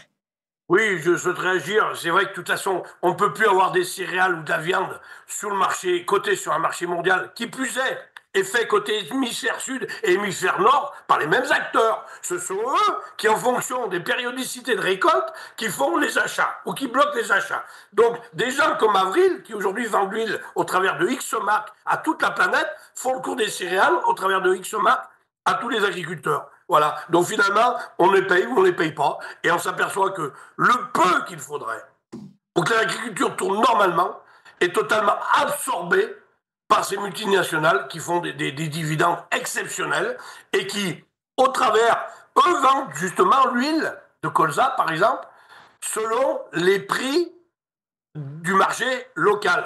Au Brésil, elle a un prix, en Argentine, elle a un prix, au Chili, elle a un prix, en Europe, elle a un prix. C'est un petit peu comme la grande distribution qui a ouvert des supérettes un peu de partout en disant le marché local, oui, il y a plein de petits marchés qui sont ouverts dans les villages, des petites supérettes qui appartiennent à Carrefour ou à autres. Et on s'aperçoit, et moi pour avoir des amis dans le domaine, qu'ils payent eux-mêmes leurs produits à Carrefour plus cher que nous-mêmes on les achète au magasin de Carrefour. Donc ils se servent du marché local pour l'image de marque et prendre des marges et ils se servent de la grande distribution pour casser des prix. Mais globalement, ils sont gagnants sur tout le long. Donc aujourd'hui, il faut sortir la cotation du marché des céréales du cours mondial. On ne peut pas avoir des colzas, du blé, de la viande au cours mondial tout en ayant des charges au coût de l'inflation franco-française, franco-européenne, qui en plus de ça, on se demande, et comme le dit monsieur, si elle n'est pas à la solde de cette Europe, de Madame van der Leyen, qui est quand même sous la tutelle et le contrôle au bas mot des lobbyistes américains. Faut le dire, il faut le dire, il faut le dire. Quand on voit aujourd'hui le Mercosur, qui est un accord de libre-échange qui doit permettre à l'Allemagne d'exporter ses voitures en Amérique du Sud, quand on creuse un petit peu, il faut quand même rappeler que l'Amérique du Sud est un continent de colonisation allemande. Et qu'après-guerre, on a envoyé, on a déporté, on a exfiltré un certain nombre de populations, et je vais le dire, nazies. Et aujourd'hui, l'accord d'agriculture Mercosur est d'abord un accord germano-germanique. D'un côté pour exporter des voitures allemandes, et de l'autre côté pour importer de l'agriculture germano-sud-américaine. Voilà. Il faut ouvrir les yeux. Et aujourd'hui, nous, on est morts. Parce que la France, à force de la faire de la géopolitique de guignol, on s'est mis tous les continents avec qui on travaillait à dos. Et aujourd'hui, on se demande quand même si ces mecs-là ne sont pas payés pour saboter le navire, quoi. Bah oui. Donc oui, moi qui n'étais pas partisan, aujourd'hui, je ne m'interroge bientôt plus sur le soutien au Frexit. Parce que oui, pour une Europe des nations, Mais quand on voit la lenteur du système démocratique, il n'est même pas capable de prendre le taureau par les cornes pour dire oui, les agriculteurs sont explosés par la MSA, on leur vide leur trésorerie, ils sont spoliés. Donc là-dessus, stop, arrêtons. Il n'est pas normal qu'un agriculteur paye 2 à 3 fois son salaire en cotisation MSA, alors même que le salaire qu'il a déclaré est le résultat de 80 heures de travail. Donc au titre des heures gratuites fournies à la société, il devrait déjà être indexé que sur la moitié de son salaire, qui est le taux légal de travail. On prend le résultat d'heures supplémentaires qui ne sont même pas payées sur la base du SMIC. Il y a un problème au bout d'un moment. Il va bien falloir qu'un jour, on prenne le taureau par les cornes et qu'on règle les problèmes. Moi, personnellement, je l'avais dit l'année passée au printemps, lors des manifestations quand j'étais intervenu au Salon de l'Agriculture, et que j'avais rencontré M. Attal, qui m'avait promis monts et merveilles. Je l'attends encore, enfin, on l'attend plus, et hop, suivant, et hop, suivant, et hop, suivant. On va en passer combien avant de prendre le taureau par les cornes? Moi, je peux vous le dire, cette année, il y a le Salon de l'Agriculture qui est fin février. Je vais retourner au Salon de l'Agriculture. Et je pense que le président Macron, cette fois, il ne va pas nous mettre 500 CRS devant la figure, comme il a fait l'année dernière. Mais il va mettre Parce plus. que ça va très mal se passer. Ça va très mal se passer. Vous voyez bien qu'il les met, les CRS, à chaque fois. Regardez, 500 tonnes, des hélicoptères. Tout à fait. Là. Non, mais là, c'est facile de bloquer 50 agriculteurs dans un terrain. D'ailleurs, ils sont même en train de se parquer tout seuls. Moi, je le dis. Ils vont forcer, je rappelle, Thierry Sénéclose, que dans quelques instants, nous allons voir ces agriculteurs qui décident de forcer le barrage des forces de l'ordre en direct. Si notre direct fonctionne, évidemment, ce sont les alias. On va tenter de joindre de nouveau James qui est sur place et qui va nous montrer comment les agriculteurs, avec leurs tracteurs, tentent de forcer le barrage des forces de l'ordre. C'est à suivre dans quelques minutes, quelques secondes même, sur Tocsin maintenant. On continue, Thierry Sénéclose. D'ailleurs, juste une question, Thierry Sénéclose. Pourquoi cette fois-ci, vous qui avez fait partie en effet d'énormément de manifestations, des révoltes, des blocus, pourquoi cette fois-ci vous avez décidé de ne pas y aller, ou pas encore en tout cas? Bah, pas encore en tout cas, parce que si vous voulez, beaucoup d'agriculteurs chez nous sont en polyculture, élevage, maraîchage, tout ça, donc tout est très compliqué. Et puis, je vais vous dire, voilà, donc on a fait une réunion la semaine dernière, tout le monde est prêt. Moi, on a dit clairement qu'on attendait les déclarations, nous personnellement, de M. Bayrou, mais dès le lendemain, si ces déclarations ne nous conviennent pas, et on appellera la population, je vais travailler 6 jours-ci sur l'appel à la population, aux entrepreneurs, aux transporteurs, aux artisans, aux commerçants, on rebloquera l'autoroute A7. D'accord. Donc vous allez, vous aussi, vous préparer une nouvelle action. Voilà, on rebloquera l'autoroute A7. Il y en a ras-le-bol de cette mascarade. On est en train de crever. Les gens sont en train de crever en travaillant. Et on distribue des milliards à des gens qui n'apportent rien à la société et qui tous les jours l'endettent. Ça suffit. Ouais. C'est bien compris. Alors, on continue. Je rappelle qu'on est extrêmement nombreux ici. Nous sommes 12 000. Nous manquons de likes. Il faut mettre des pouces, évidemment, sous cette vidéo. D'abord parce qu'il faut aider les agriculteurs, que les agriculteurs ont un message à passer et malheureusement, ils ne passent pas partout. C'est ici sur Tocsin, nous sommes la première matinale YouTube, je le rappelle. Il faut qu'on soit toujours plus nombreux pour passer ces messages très importants et sonner le Tocsin justement au nom du peuple des agriculteurs et donc au nom du peuple français. Nous continuons, vous le savez ici, dans quelques instants, nous allons suivre ce qui se passe à Orvault et ces agriculteurs qui ont décidé de se rebeller et de forcer le barrage des forces de l'ordre. On y retourne justement, on est direct avec eux. Je le rappelle, ils étaient bloqués par 5 centaures, des hélicoptères et puis encore énormément de forces de l'ordre à terre, c'est ce qu'il nous expliquait. On est en train de renouer la connexion avec James qui nous expliquait tout ça il y a quelques instants. On retourne avec lui, nous sommes toujours avec Philippe Murer évidemment et Thierry Sénéclose qui s'apprête lui aussi à bloquer l'A7 de nouveau si le message ne passe toujours pas. Nous retournons donc à Orvault avec James de la coordination rurale. De nouveau, James, merci d'être avec nous. Alors, que se passe-t-il sur place? Alors, en fait, les tracteurs sont en train de se mettre en ligne. L'idée, c'est qu'ils vont essayer de forcer le passage sur au moins quelques tracteurs. Donc là, tout le monde se met en place. Est-ce que vous pouvez nous montrer un petit peu les images? Ouais. Donc, voilà la ligne de tracteurs. Ah oui, en effet, c'est impressionnant. Bon, là, il n'y en a pas beaucoup encore. Hein. Et est-ce que vous pouvez nous... Et en face entièrement, ouais. On a les blindés qui sont carrément mis sur la route. Bon, de toute façon, on n'a pas prévu de passer sur la route. Hein. Donc, le champ est assez en bon état pour pouvoir passer. Mais je crois qu'il y a des blindés de chaque côté après qui vont attendre le monde. Donc, il faut prendre un blindé. Il faut prendre un blindé. Au bout d'un moment, il faut que les forces de l'ordre baissent les drapeaux. Il faut que les forces de l'ordre se mettent du côté de leurs agriculteurs. Les gendarmes sont nos amis. Les CRS sont nos amis. Il n'y a jamais eu de... Moi, j'en chiale. Je chiale de la situation de notre pays. C'est débile d'en arriver là. Il y a 1 an qu'on a bloqué toutes les routes de France. Ça fait des années que les syndicats majoritaires voient y arriver le problème. Il ne se passe rien. Et bien, au bout d'un moment, moi, j'appelle les forces de l'ordre à laisser passer les agriculteurs et à les applaudir. James... Je le dis à notre ami qui est sur place. Oui, justement, je pose la question. Je ne suis pas sûr que les forces de l'ordre aient décidé de laisser passer. Hein. Ouais, c'est la question que je vous posais. Je les appelle solennellement à vous laisser sortir, ne serait-ce qu'un geste. Ne serait-ce qu'un geste. Thierry Sinéclose, on a bien entendu, et j'aimerais bien qu'on voit et qu'on entende James et son témoignage. Ouais. Les boucliers sont sortis, là d'autres tracteurs arrivent gentiment. Alors je crois que tout le monde ne va pas se mettre en ligne parce que j'ai pas l'impression que tout démarre. Ah si, ça arrive, il y en a encore 4 ou 5 qui arrivent. Est-ce que vous pouvez nous montrer les images alors des forces de l'ordre et des agriculteurs, s'il vous plaît? Merci infiniment, James, d'accepter d'être avec nous. Essayer de tourner la caméra, ce serait plus simple pour moi, mais je ne sais pas comment on fait. Et alors normalement, il y a un petit bouton pour inverser l'image. Mais moi, j'arrive pas. Ce sont les aléas du direct et en tout cas, voilà, c'est merveilleux. Merci James. Et merci d'accepter de nous montrer tout ça en direct. Je rappelle qu'on est la première matinale sur YouTube. Tout ça grâce à vous, chers amis. N'hésitez pas à vous continuer d'appeler vos amis pour qu'on batte tous les records et qu'on puisse voir ce qui se passe. Sur le fond de ligne, c'est que des tracteurs CR18. D'accord. Donc là, on voit quand même un front. Je sais pas si vous me voyez encore, ça a coupé. Non, on vous entend très bien, James, on vous entend et on voit les agriculteurs ici avec vous. Vous voyez ce que je filme? Oui, tout à fait, on voit ce que vous filmez. Ouais. Ah d'accord, ça y est, j'ai un retour de vidéo. On vous voit, bon, j'ai 9% de batterie. Hein. D'accord, bah écoutez, on reste avec vous jusqu'au bout. Mais j'essaierai de trouver un téléphone et de vous recontacter. C'est super, merci James infiniment de nous faire vivre ces images et ce blocus et c'est évidemment cette confrontation qui est triste, comme l'a dit Thierry Sinéclose, entre les forces de l'ordre. Ah oui, on n'était pas. Surtout qu'on est très pacifiste, on n'est pas là pour casser. Ouais. C'est triste de voir ce que le gouvernement veut faire de nous. Et est-ce que vous pensez que vous êtes plus nombreux que les camions, que les centaures est-ce que vous êtes plus nombreux? Est-ce que finalement vous pouvez vous-même encercler les camions des forces de l'ordre? Alors, je pense qu'on est plus nombreux, mais on ne peut pas les encercler, ils sont partout. Ouais. En fait, si vous voyez derrière, là, il y a une route qui monte. Là, il y a encore des blindés et il doit y avoir deux minibus de CRS. Là, en face de nous, on a 3 compagnies de CRS avec des petits camions, un blindé et de chaque côté, de droite et de gauche, des blindés aussi.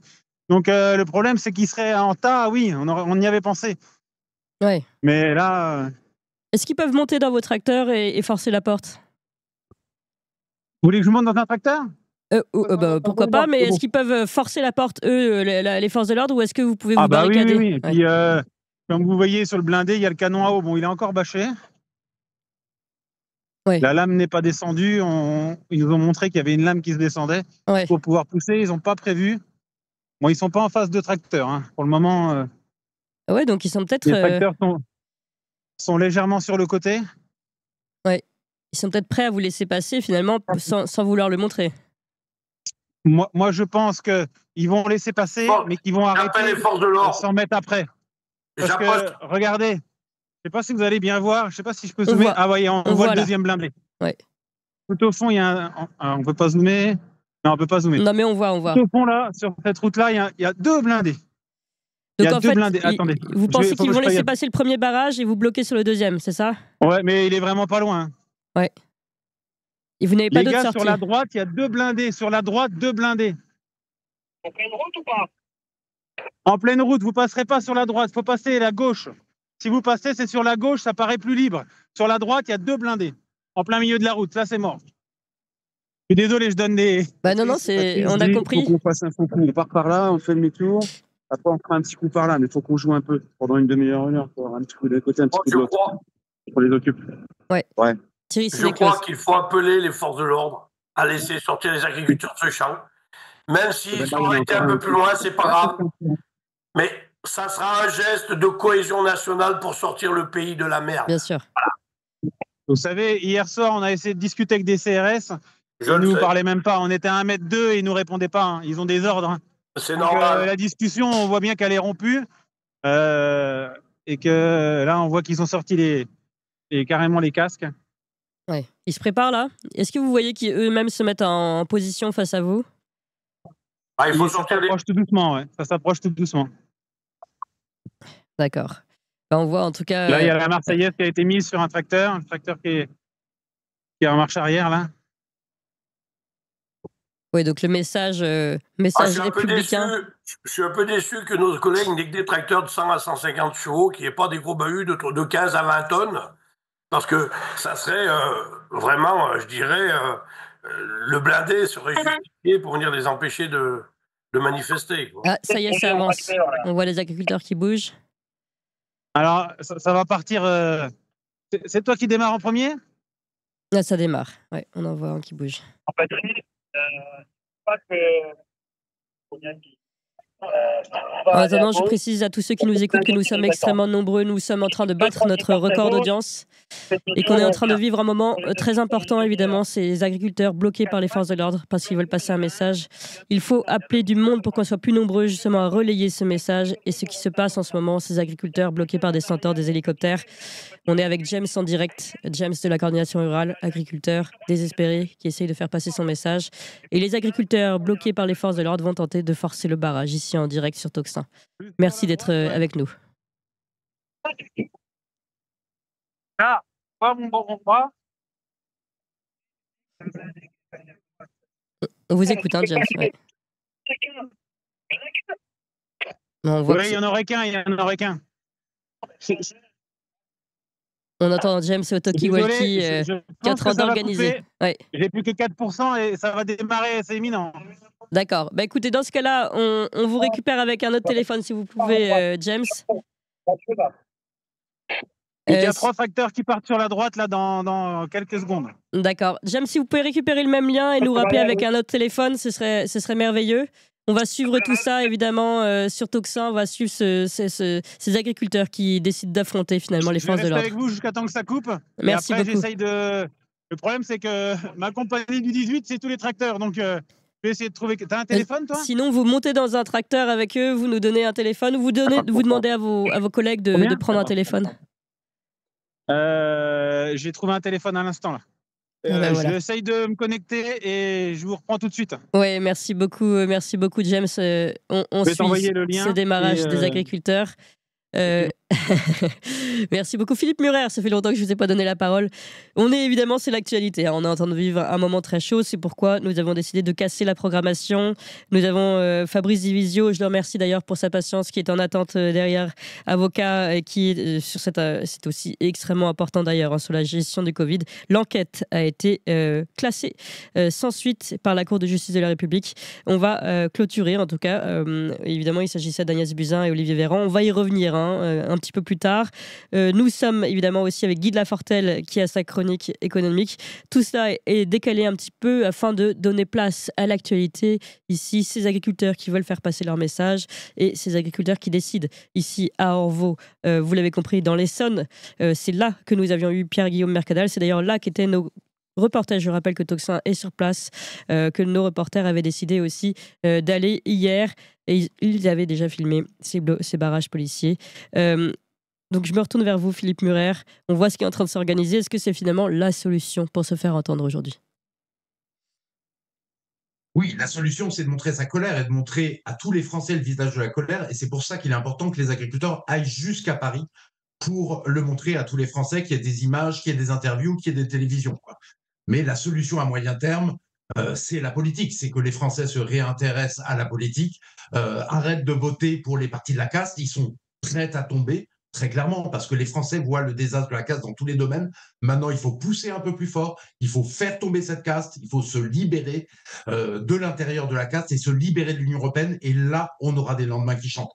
Mais tout ça, ça passe parce que chaque Français apporte sa pierre à l'édifice, réfléchisse politiquement à comment on peut s'en sortir, comment est-ce qu'on peut avoir des entreprises qui marchent, une industrie qui se redéveloppe, des agriculteurs qui puissent vivre, et comment on refait nation, comment on se libère de cette Europe qui nous empêche d'être une nation, de protéger les nôtres avant les autres, parce que c'est de ça qu'il s'agit dans tous les domaines. Il faut protéger les Français avant de protéger les autres, et c'est ça la question clé qui est posée aux Français. Ouais. Je précise, et merci infiniment à vous tous, qu'on a battu le record total de Tocsin. Nous sommes 14 000. Ici, c'est un record de toute l'histoire de Tocsin, qui est quand même une très très belle et longue histoire.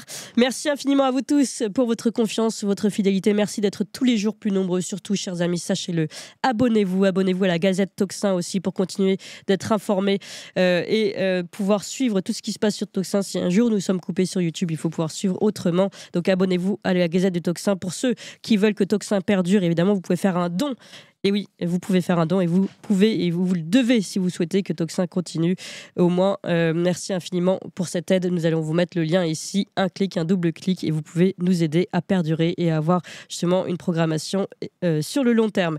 Chers amis, nous sommes ici en train de vivre un moment très fort, vous le savez, avec en direct notamment les agriculteurs d'Orvaux, dans l'Essonne, qui tentent de débloquer plutôt ce barrage policier. On va revenir avec des images en direct et en exclusivité sur Tocsin. Merci infiniment. Merci aussi à Guy de Lafortelle et Fabrice Divisio pour leur compréhension, puisqu'on casse complètement la programmation.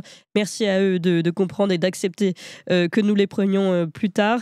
Et on continue, on va redonner la parole dans quelques instants à James et son équipe sur place à Orvaux. En attendant, peut-être encore une fois, Thierry Sinéclos, si vous souhaitez réagir.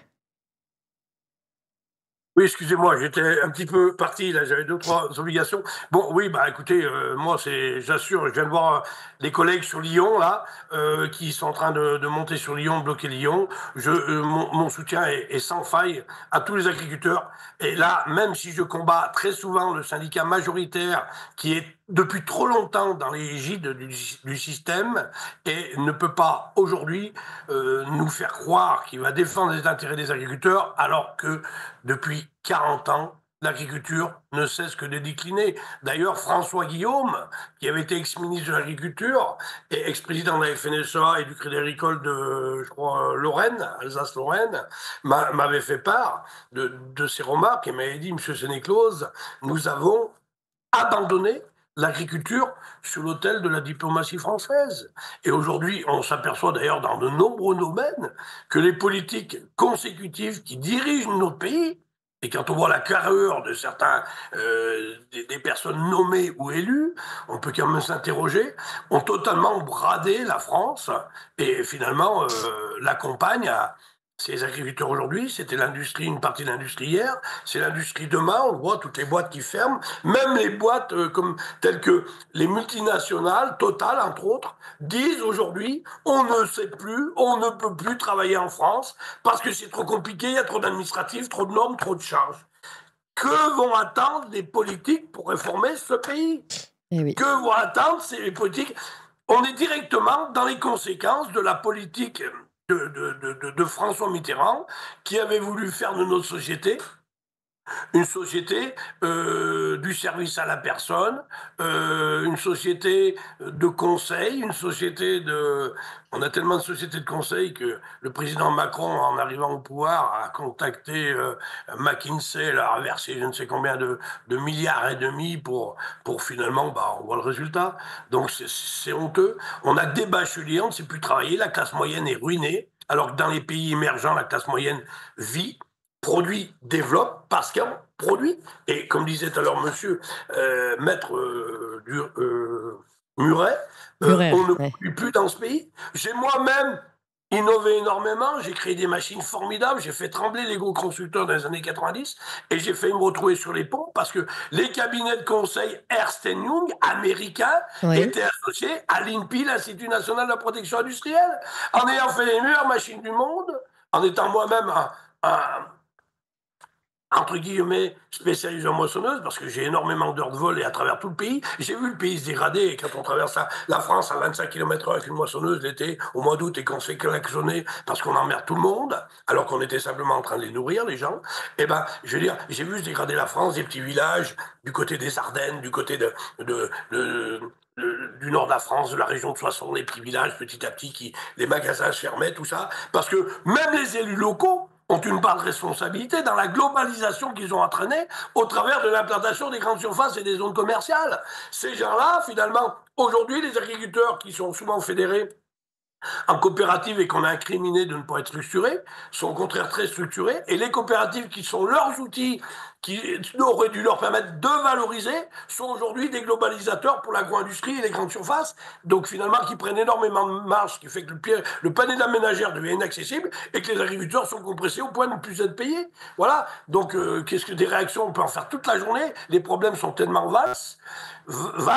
Moi, j'appelle aujourd'hui les syndicalistes et que sont les agriculteurs ou les non-syndiqués que sont aussi des agriculteurs à se retourner vers leur direction, que ce soit la CR, la FNSEA, la Confédération, pour se battre sur des thèmes forts et principaux.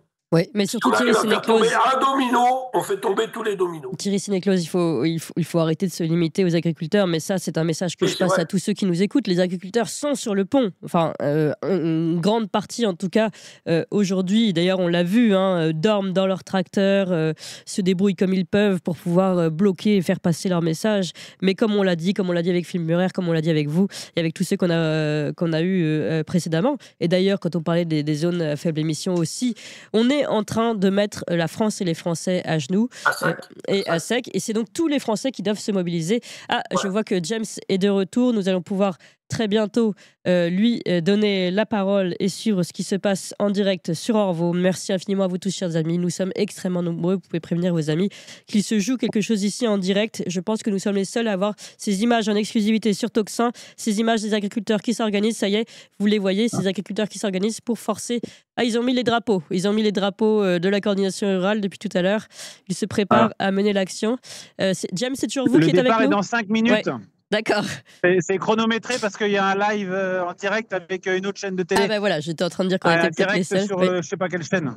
D'accord. Eh bien écoutez, chers amis, sachez qu'en tout cas, ici, vous pouvez retrouver ce qui se passe en direct. C'est chronométré cette fois-ci, on est sûr de ne pas dépasser les 5 minutes. Je dis ça aussi à toutes les personnes qui attendent. J'ai une batterie externe, donc ça ne devrait pas couper. Merci infiniment, James, d'être avec nous et pour tout ça, de nous faire vivre ce direct.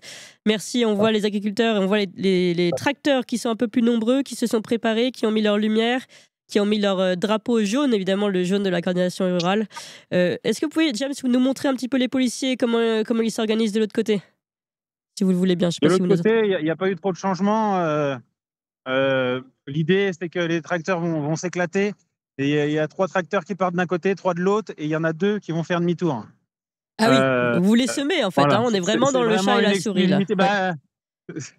Disons que c'est ma compagnie qui est aux manettes, donc, et je vois qu'il y a d'autres tracteurs d'autres régions qui sont derrière. Je pense que ça va partir vraiment dans tous les sens. L'idée, c'est que tous les tracteurs s'éclatent et qu'après les véhicules légers partent.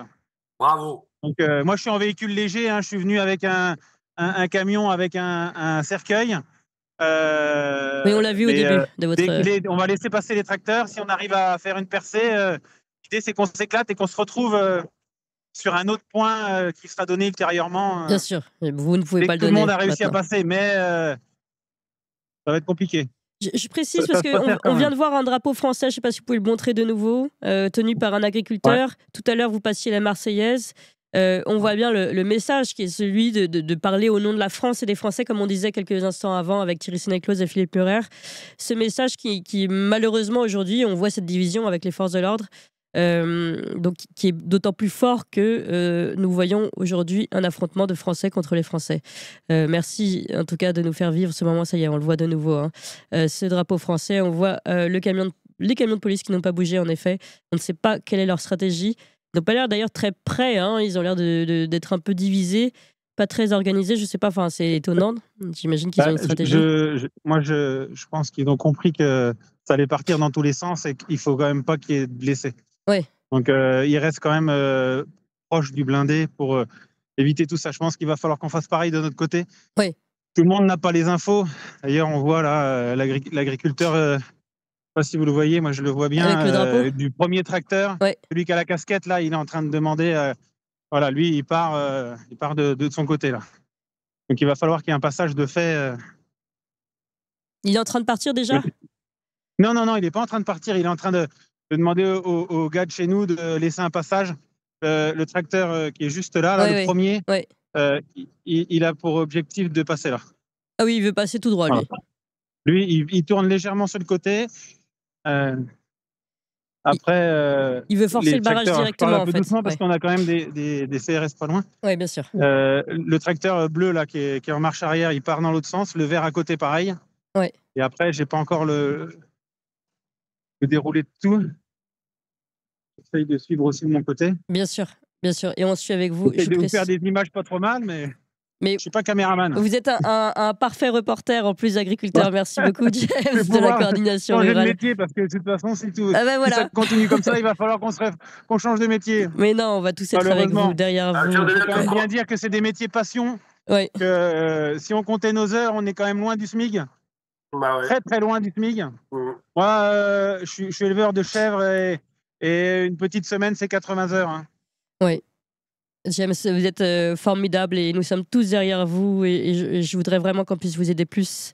C'est pourquoi nous allons faire tout ce qu'on peut, en plus de partager ces images et d'être ici en record d'audience, d'être la première chaîne sur YouTube de France. Eh ben, Mais il est 29, là, je crois que c'est pour 30 le départ, donc on va il suivre n'y a ça personne avec dans vous. les tracteurs encore. En direct. Eh ben, dis donc, il va falloir monter vite. Ça bouge. Oh, ah, ça y est, ça bouge, oui. En effet, on voit un tracteur bleu au milieu qui prend la route et qui part vers l'arrière, lui. Donc, c'est la stratégie on a compris. Normalement, il devait partir sur l'arrière. Alors, je ne sais pas pourquoi il tourne. Un peu déconnecté, fait d'être un peu en live. Eh oui, mais on vit ça en direct avec vous. Merci beaucoup, James, de la coordination rurale, je le rappelle. Ça y est. Et non, il se replace. Il se replace sur la ligne. Ouais. Merci, j'en précise, à Fabrice Divisio qui attend dans la salle d'attente, qui a tweeté qu'il l'attendait, mais qu'il se passait des choses très fortes et qu'il fallait suivre le direct. Merci, Fabrice Divisio, d'être avec nous aussi ce matin et de participer à rendre cette matinale plus importante encore pour faire Jean-Charles, passer tu le prévois de message des partir dans quelle agriculteurs. direction, là? Bah, comme je suis là, normalement à gauche. Qui c'est qui part en marche arrière? C'était pas toi qui partais en marche arrière? Ah, du coup, il y a eu changement, on prend pas la petite route. Parce qu'il y a du monde? Et puis apparemment, c'est compliqué sur les petites routes là-haut. Ok, donc tout le monde part dans le même sens. Il y a eu quelqu'un qui a été voir et apparemment c'est compliqué. La petite route est vraiment pas large. Ouais. Et trop compliqué pour être bloqué. Pourquoi vous sortez pas du champ, là, à côté du blindé, vous passez à côté, il y a des fossés, mais les tracteurs y passent, hein? Non, il n'y a pas de fossé, il n'y a pas de fossé. Eh ben alors, pourquoi le blindé qui bloque la route? Négatif, Patrick il m'a dit peut bouger, donc j'écoute. Je sais pas si vous avez entendu. Non. Pas et tout. Apparemment, cette droite qui part à droite, là, les trois premiers, là, et nous, on partira à gauche. Ok. Donc, en fait, les responsables de la CR nationale nous demandent d'attendre un peu avant de partir. Je pense qu'ils veulent un maximum de chaînes de télé afin de bien montrer ce qui se passe et que ça ne nous retourne pas dessus, en fait. D'accord. Alors, l'idée, c'est vraiment que ça soit filmé d'un plus grand nombre pour que s'il y avait des plaintes, des choses comme ça... Bien sûr, bien sûr. Je comprends. Même si Toxin est la première matinale de France. Thierry Sinéclose, oui. J'appelle, je vois que Philippe Murer est toujours là, j'appelle une armée d'avocats de bon sens. Oui. Même eux, ils Mais voient bien que sûr. la ne va plus aujourd'hui. Non, mais il faut des armées de Français. Oui. À se préparer à défendre nos agriculteurs qui se battent pour une vraie et bonne cause. Oui. Il est simplement au XXIe siècle de vivre de leur travail décemment. Est-ce que M. Attal avait déclaré, je crois l'année dernière, je ne sais plus à quelle date, l'esclavage est aboli? Non, l'esclavage n'est pas aboli. Tu peux regarder là. Aujourd'hui, ce métier est rendu à l'état d'esclavage. Je regarde, ouais. Donc, je veux la réaction de M. Murer, mais je le dis bien, il faut que l'armée d'avocats se prépare à défendre les agriculteurs. Ils vont se mettre en travers. Hein. Ils sont déjà en travers et ils sont vraiment pas loin. Ils sont à 100 mètres de la maison que tu vois, là. Hein. Ils sont même pas à 100 mètres. Hein. Donc, vous n'allez pas prendre beaucoup de vitesse. Hein. Ouais. James, vous nous entendez ou pas? Juste une question. Oui. Est-ce que vous pensez que ça va démarrer bientôt ou est-ce qu'on donne la parole à Fabrice Divisio, quitte à ce qu'on coupe, s'il veut bien, le direct? Non, j'ai aucune idée. Vous pouvez donner la parole, n'hésitez pas. Et puis on reste avec vous. Vous nous signalez dès que ça bouge, d'accord? Comme ça, on reste. Je signale en parlant. Ouais, voilà, en parlant, vous levez la main. Ok. Non, mais on va s'arranger en réalisation technique derrière. On va voir comment ça marche. Merci infiniment encore, James, de nous Ok, faire et vivre bah, tout de suite. ces moments avec vous. Vous êtes sur Toxin, chers amis. On est 14 000 ici en direct. Vous voyez ce qui se passe. Et Toxin, c'est ça, c'est le direct. C'est le direct pour les choses importantes. C'est le direct pour les agriculteurs qui crèvent de faim et qui n'arrivent pas, enfin de faim justement, c'est peut-être la seule chose qui leur reste, mais qui n'arrivent pas à faire entendre leur message. Et on voit les forces de l'ordre s'organiser, les empêcher de bouger, de faire entendre leur détresse. Et c'est aujourd'hui ce qu'on est en train de vivre en direct sur Toxin. Merci infiniment à vous tous, chers amis. Vous nous aidez. Vous pouvez aussi soutenir Toxin. Il faut le faire si vous le pouvez. Soutien-Toxin sur toxinmedia.fr. On a besoin de vous aussi pour pouvoir continuer d'exister et pour pouvoir continuer d'avoir ce genre d'image. Ce qu'on va faire tout de suite, merci infiniment Philippe Murer. Merci beaucoup pour toutes vos analyses. Merci à vous Thierry Sénéclose. On va continuer la matinale et donner la parole à Fabrice Divisio puis Guy de Lafortelle. Et puis quand on aura ces images en direct, évidemment on reviendra sur le direct. C'est avant tout l'image directe. Et puis vous verrez que Fabrice Divisio et son analyse de la gestion Covid finalement n'est pas si éloigné de son analyse et de l'analyse que nous pouvons porter sur le traitement des Français et des agriculteurs en particulier.